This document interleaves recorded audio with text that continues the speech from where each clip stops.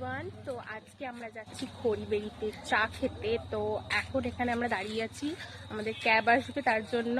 মা দাঁড়িয়ে আছে, বোন দাঁড়িয়ে আছে। তো চলো ওখানে গিয়ে তোমাদের সঙ্গে। আমরা চলে এসেছি খড়িবেড়িতে। এই যে মা,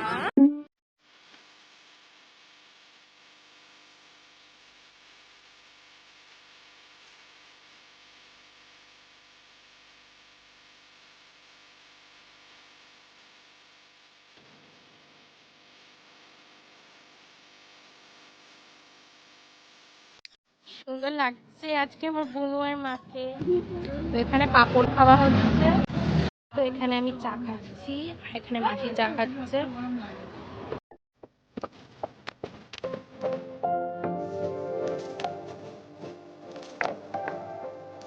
আবার চলে এসছে, এখানে মাসি খাচ্ছে আর এখানে চলে এসছে, আর এখানে মা বসে আছে। আমরা দিদির জন্য ফ্ল্যাক্সে করে চা নিয়ে নিয়েছি। দিদি আসতে